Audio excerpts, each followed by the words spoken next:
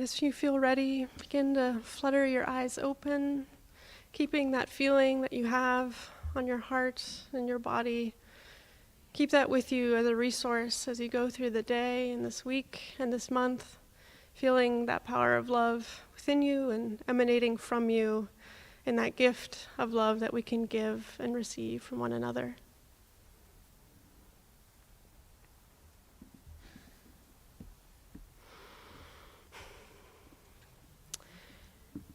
So we start every service here at Troop with our mission statement, which is punctuated with the triumphant and joyful phrase, "Go love the world from the heart of Pasadena." It's written in your order of service every Sunday. It appears all over our website, and we've even got t-shirts with it right on front. I see a few of you wearing them. I just got mine. I got the bright purple one like Terry. Can't wait to wear it proudly. This is Troop Unitarian Universalist, where we go love the world from the heart of Pasadena. It's bold, it's clear, and it's full of warmth. It's a lot like how I feel about this congregation, this community of people assembled in these pews. It was one of the things that got me excited to be a part of this church as your intern minister over the next 18 months.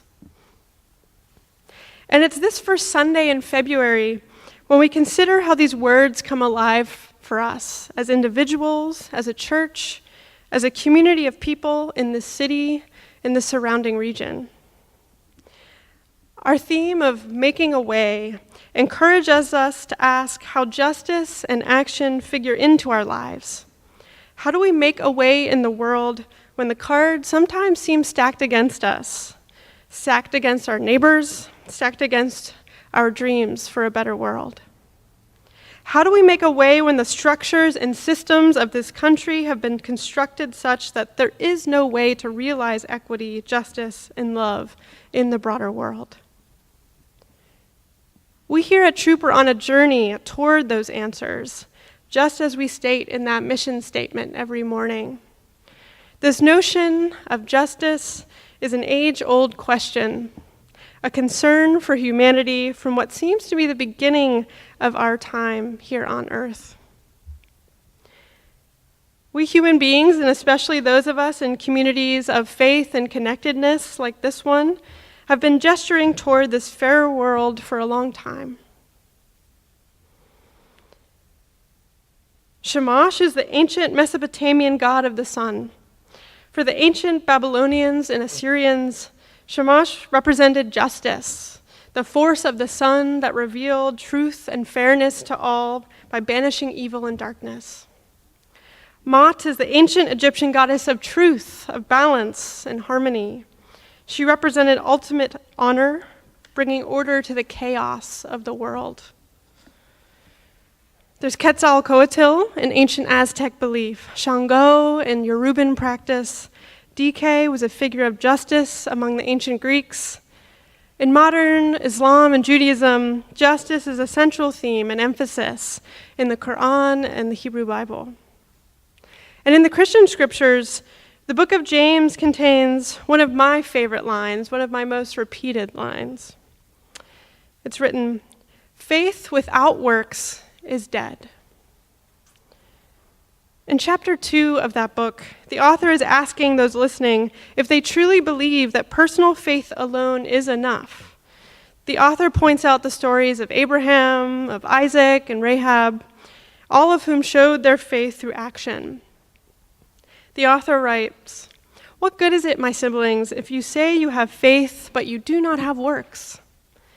If a brother or sister is naked and lacks daily food, and one of you says to them, 'Go in peace, keep warm, and eat your fill,' and yet you do not supply their bodily needs, what is the good of that?" This is a message that Jesus repeated over and over again throughout his ministry, and I think we can all agree that the Jesus we read in the New Testament was a person of action.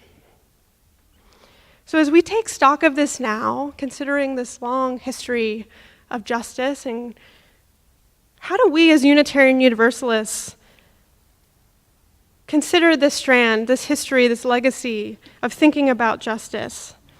2 of our 7 principles, these bedrock beliefs that center our tradition, urge us toward it. We believe in the justice, equity, and compassion in human relations, and we have the goal of world community with peace, liberty, and justice. This notion of justice is a human concern, one that has persisted through time and culture and location. So how do we make sense of it in the here and the now, in this time, in this culture, in this place? I'll admit that for me, this question of how we go out and love the world from the heart of Pasadena can sometimes feel overwhelming. Last month, we detailed the many ways it feels like the web of injustice continues to grow.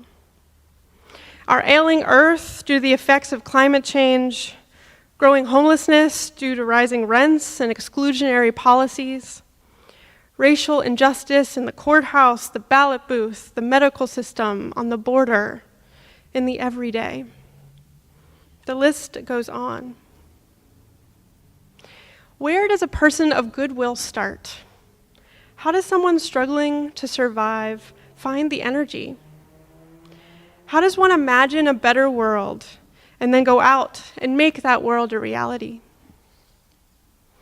When I feel overwhelmed and not sure where to turn for hope, I look to those whose sacred work was to inspire. And as we honor Black History Month, we've heard the words and sounds and music of inspiration and wisdom from Black authors and activists and leaders this morning. These words are the lessons of making a way out of no way come to life, lessons we all must be students of if we are to ever live into this mission statement of ours. Audre Lorde, writing from her experience as a Black queer woman and parent, shares an impactful reminder in the litany this morning. When we are loved, we are afraid love will vanish. When we are alone, we are afraid love will never return. And when we speak, we are afraid our words will not be heard nor welcomed. But when we are silent, we are still afraid. We are still afraid. So it is better to speak, remembering we were never meant to survive.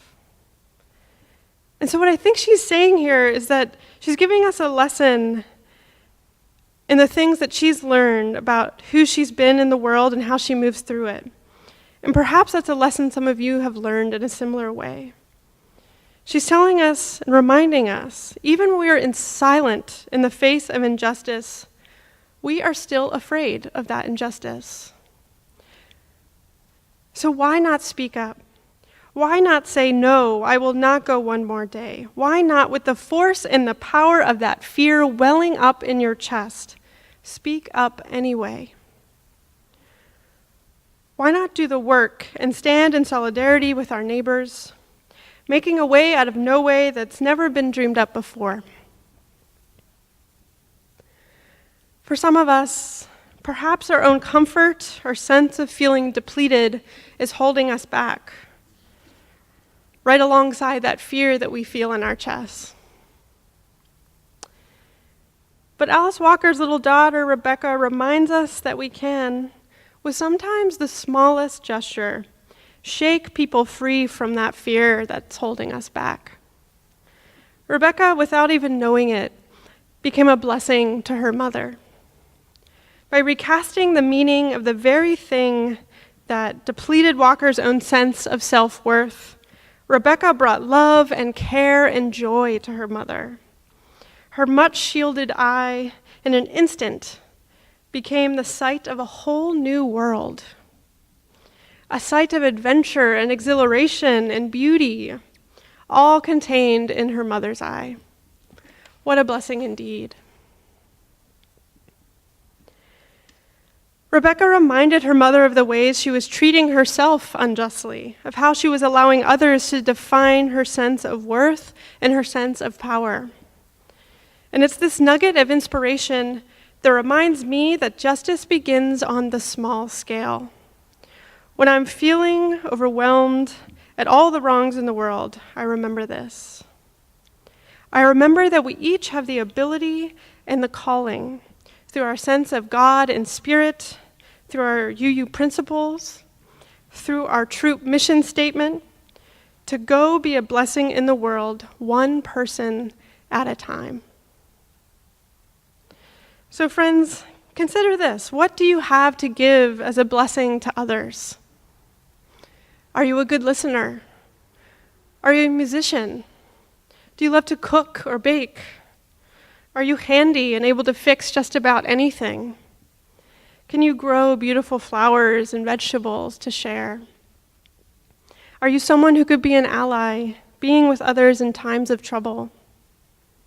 How can you go be a blessing to yourself, to those in your community, to the troubled world all around us? This is both our sacred call and our honored gift as human beings. We have the capacity and ability to speak up amidst that fear on our chests and to be that blessing in the here and now, one moment at a time.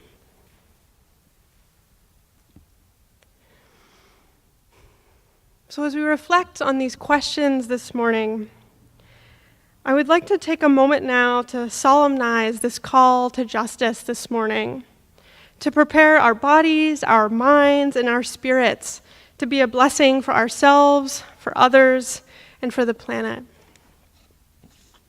I invite you all now to come forward to the chancel here to receive a blessing, to receive an anointing of your hands, to go out and do the work of justice and peace. May this communal ritual remind us all of this sacred call to service, to love, and to compassion. Come, join me.